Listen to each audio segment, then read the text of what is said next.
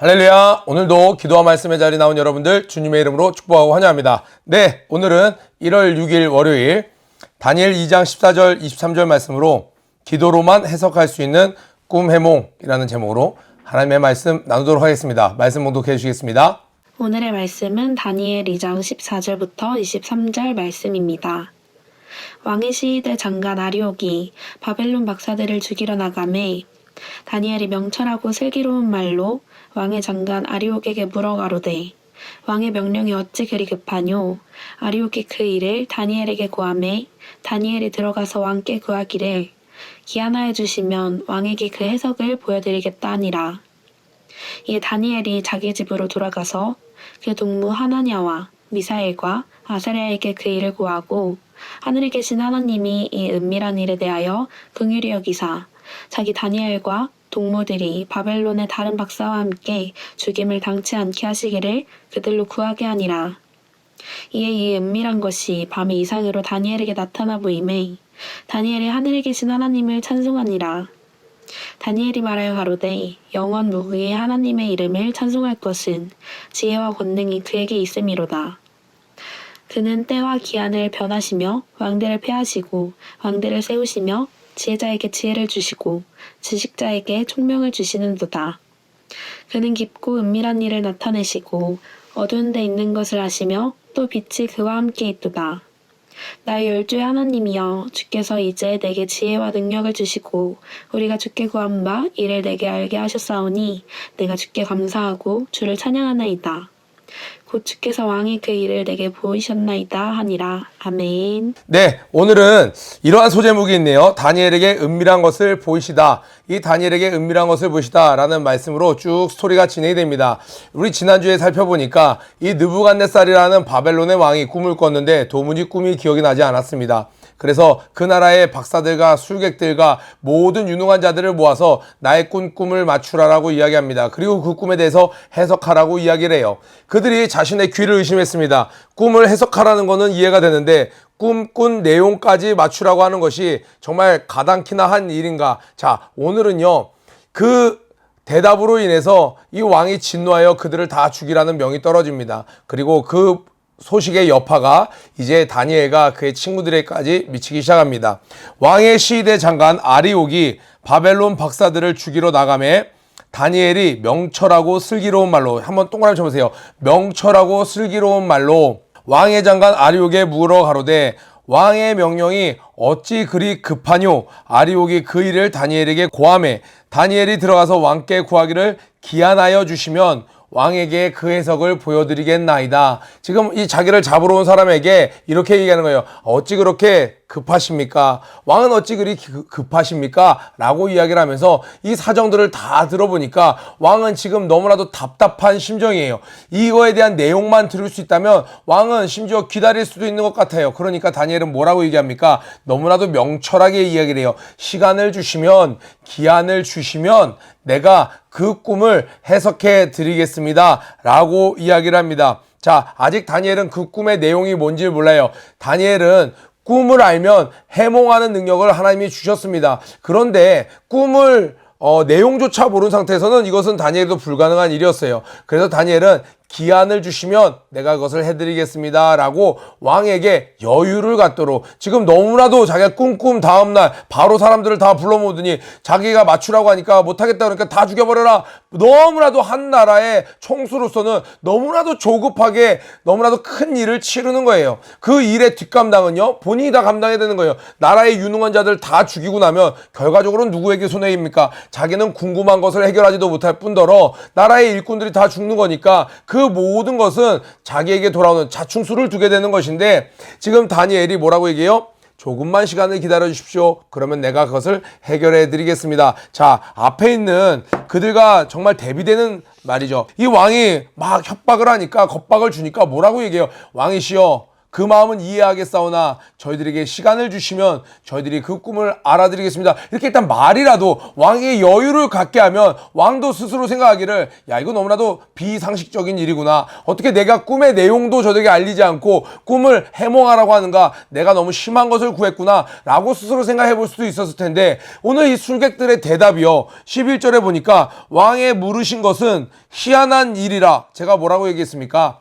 이것을 친한 친구들끼리 하는 말로 지금 장난하십니까? 지금 어떻게 해요? 이 흥분 상태에 궁금증이 극에 달한 예민한 지금 느부갓네살 왕의 심기를 건드리는 말을 하는 거예요. 그러니까 12절에 왕이 이로 인하여 진노하고 통분하여 바벨론 모든 박사를 다 멸하라 명하니라.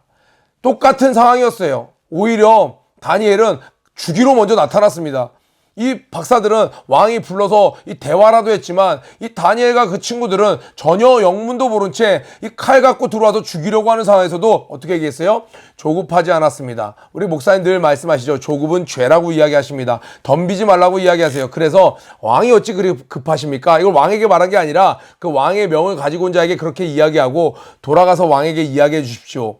시간을 주시면 우리가 그것을 해결해 드리리이다. 그 꿈을 해몽해 드리리이다. 이렇게 이야기를 합니다. 그리고 나서 어떻게 하냐? 도망갈 궁리라고 일단 말은 해놨는데 거짓말장애들은 어떻게 해요? 일단 말은 그 상대방에게 필요한 말을 해놓고 그 다음은 뒷감당도 지지 않고 또 다른 거짓말을 또 며칠을 주면 뭐 이렇게 말을 해나가지만 다니엘은 어떻게 했어요? 믿는 구석이 있었어요. 그런데 바로 그분이 하나님이셨습니다. 자 17절부터 18절 이렇게 쳐보세요. 우리 친구들에게 오늘 한번 묻고 싶습니다. 여러분들은 이런 상황에 어떻게 하십니까?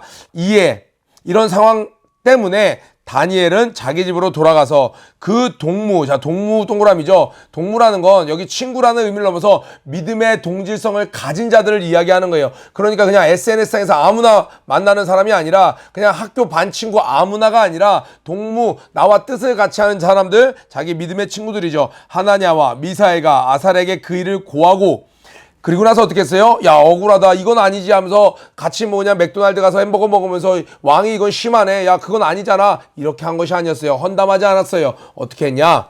하늘에 계신 하나님이 이 은밀한 일에 대하여 긍휼히 여기사 자기 다니엘과 동무들이 바벨론의 다른 박사와 함께 죽임을 당치 않게 하시기를 그들로 구하게 아니라. 그러니까 다니엘이 한 일은 뭐예요? 정말 같은 믿음을 가진 친구들에게 들어가서 상황을 설명해주고 기도해주기를 구했다라는 거예요.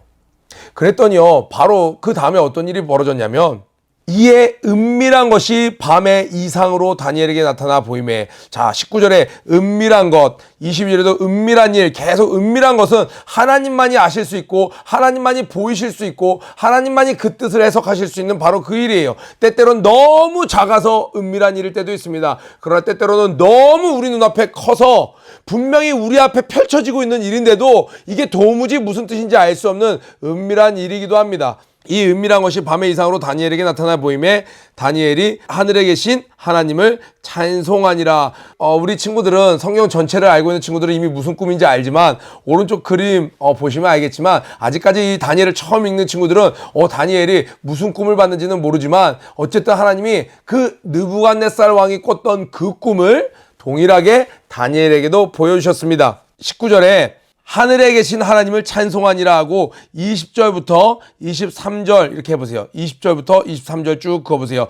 다니엘이 말하여 가로되 영원무궁히 하나님의 이름을 찬송할 것은 지혜와 권능이 그에게 있음이로다. 이렇게 성경 중간중간에 보면요 이런 부분들이 나와요. 하나님을 찬송하는 장면이 나옵니다. 한나가 어땠어요? 한나가 사무엘을 낳고 나서 그 한이 풀렸을 때 하나님을 찬양했습니다.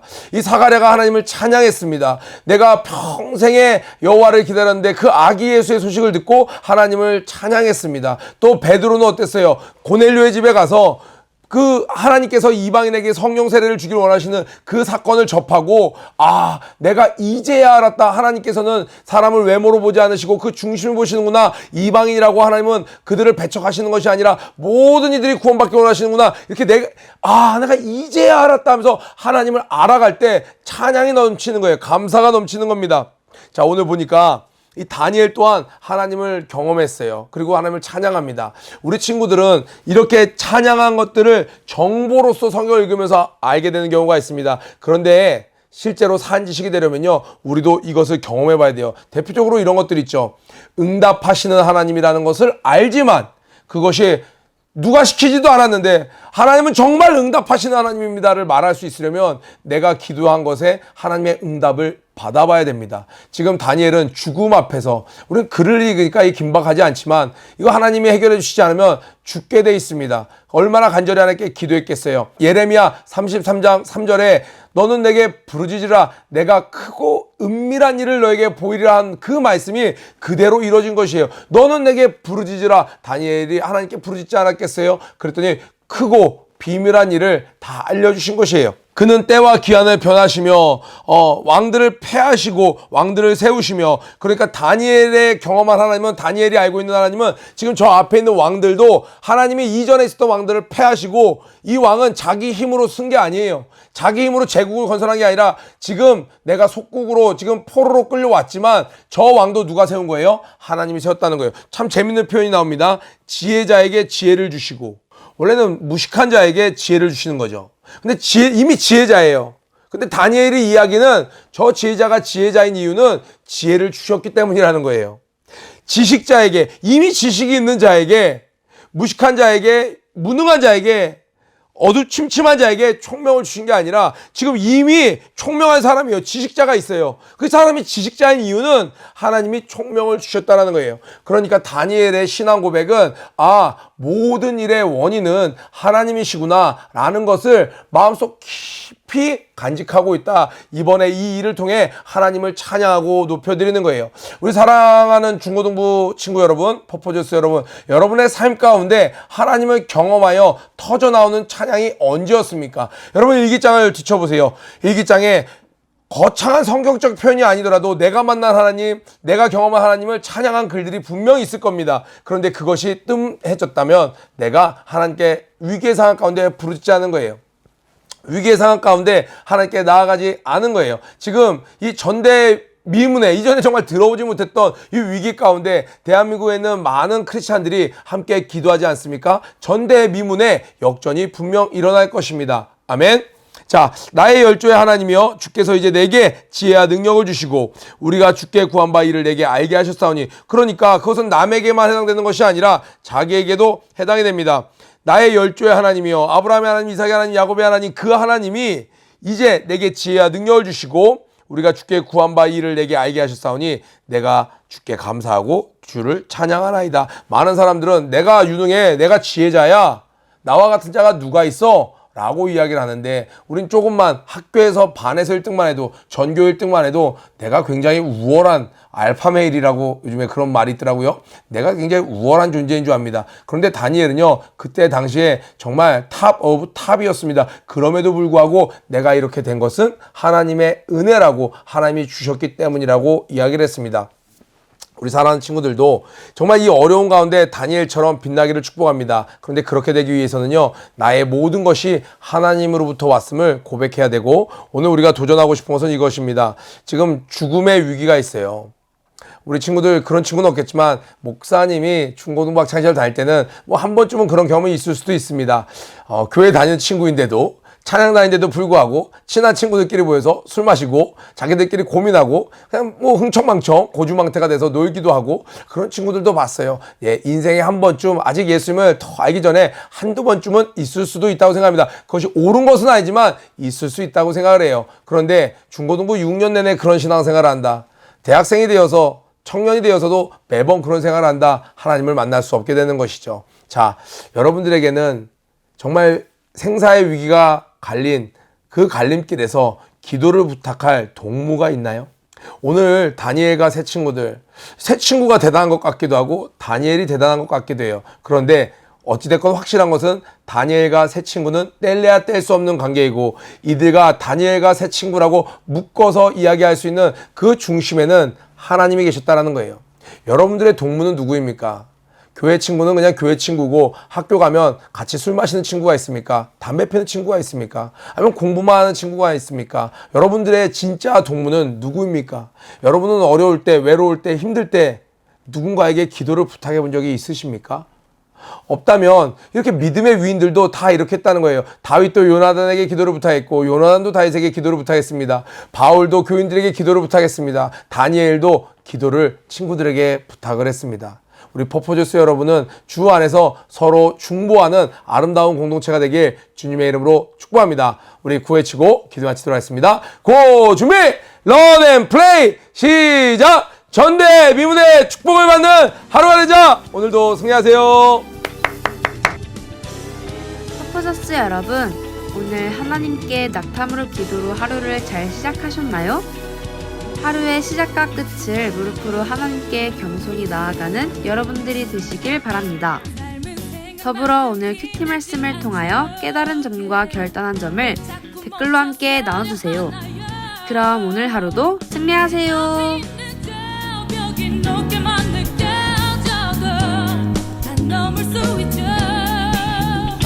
주는 힘내시려만 주시죠. 믿음의 날개를 달아요. 그 어떤 고난도 주를 의지하고 기도하면 다 남을 수 있죠. 목마른 세상 속의 소나기처럼 주의 말씀 내 맘 적셔주시고 어둡고 추운 세상 속에 언제나 횃불처럼 내 길을 밝혀주신 주. 세상 누구보다 나를 더욱 사랑하시죠. 버틸 수 있고 다시 굳게 해주시는 단 하나의 이유. 빗바람 내게 불어도 끝을 밝은 내일이 있죠. 아직도 나에게 기도할 게 있는데 난 두렵지 않죠.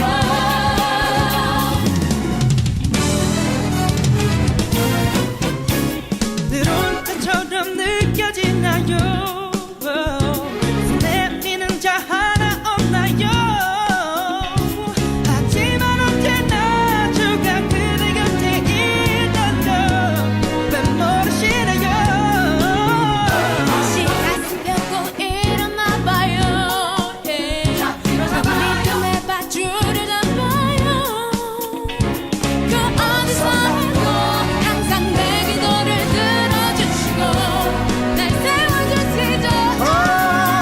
마른 세상 속의 소나기처럼 주의 말씀에 맘 적셔주시고 어둡고 작은 세상 속에 언제나 횃불처럼 내 길을 밝혀주신 이 세상 누구보다